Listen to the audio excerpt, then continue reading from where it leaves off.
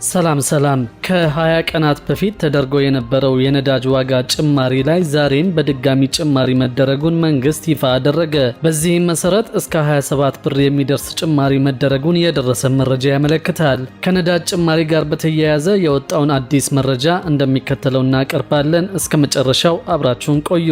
የንግድና ቀጠናዊ ትስስር ሚኒስቴር ከዛሬ መጋቢት 23 ቀን 2018 ዓ.ም ጀምሮ ተግባራዊ የሚሆን አዲስ የነዳጅ ምርቶች የችርቻሮ መሸጫ ዋጋ ተመን ይፋ አድርጓል። ይህ አዲስ የዋጋ ተመን ይፋ የተደረገው ካለፈው መጋቢት 1 ቀን 2018 ዓ.ም ወጥቶ ከነበረው ተመን ጋር በዋጋ ሲነጻጸር በሁሉም የነዳጅ ውጤቶች ላይ ከፍተኛ የዋጋ ጭማሪ መታየቱን አረጋግጠናል። ከ20 ቀናት በፊት በተደረገው ጭማሪ ቤንዚን በሊትር 132 ብር ከ18 ሳንቲም፣ ነጭ ናፍጣ 139 ብር ከ84 ሳንቲም፣ ኬሮሲን 146 ብር ከ14 ሳንቲም፣ ቀላል ጥቁር ናፍጣ 137 ብር ከ03 ሳንቲም፣ ከባድ ጥቁር ናፍጣ 133 ብር ከ45 ሳንቲም እንዲሁም ደግሞ የአውሮፕላን ነዳጅ 145 ብር ከ23 ሳንቲም እንዲሆን ተወስኖ እንደነበር ይታወሳል። ዛሬ በወጣው አዲስ ዋጋ መሰረት ደግሞ ቤንዚን 142 ብር ከ41 ሳንቲም ሲሆን ይህም የ10 ብር ከ23 ሳንቲም ጭማሪ ማሳየቱን አውቀናል።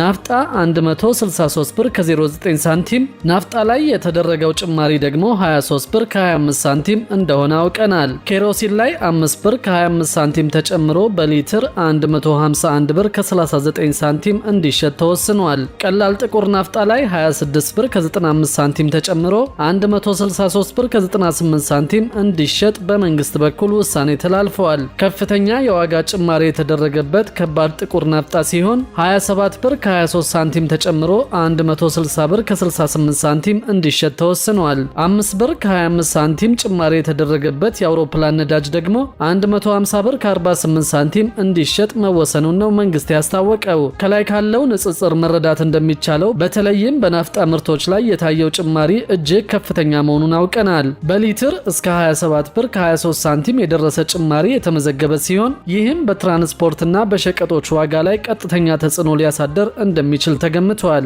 ቤንዚንም በሊትር ከ10 ብር በላይ ጭማሪ የታየበት ሲሆን ይህም ከ20 ቀናት በፊት በ132 ብር ከ18 ሳንቲም ይሸጥ የነበረውን ዋጋ ወደ 142 ብር ከ41 ሳንቲም ከፍ አድርጎታል። የንግድና ቀጠናዊ ትስስር ሚኒስቴር ይፋ ባደረገው መመሪያ መሰረት ሁሉም የነዳጅ ማደያዎች ከዛሬ መጋቢት 23 ቀን 2018 ዓ.ም ምሽት ጀምሮ በዚህ አዲስ የዋጋ ተመን ሽያጭ እንዲጀምሩ አዟል። ምርት የሚደብቁ ወይም ከተሰጠው ተመን በላይ የሚሸጡ አካላት ላይ ጥብቅ ቁጥጥር እንደሚደረግም ተገልጿል። መንግስት በቀን ሲያቀርብ የነበረውን የናፍጣ መጠን ከግማሽ በላይ ቅንሶ ለገበያ በማቅረብ ላይ መሆኑን የታወቀው ኢትዮጵያ በቀን ለገበያ ስታቀርብ የነበረውን የነጭ ናፍጣ መጠን ከ9.2 ሚሊዮን ሊትር ወደ 4.5 ሚሊዮን ሊትር ዝቅ ማድረጓን የንግድና ቀጠናዊ ትስስር ሚኒስቴር አስታውቋል። ይህ የ50 በመቶ ቅናሽ የተደረገው በመካከለኛው ምስራቅ በተቀሰቀሰው ጦርነት ምክንያት የነዳጅ አቅርቦት ሰንሰለት በመቋረጡ መሆኑ ተገልጿል። መንግስት በመካከለኛው ምስራቅ ጦርነትና ዓለም አቀፍ ቀውስ ምክንያት በነዳጅ አቅርቦት ላይ ያጋጠመውን ችግር ለመቋቋም የሚያስችሉ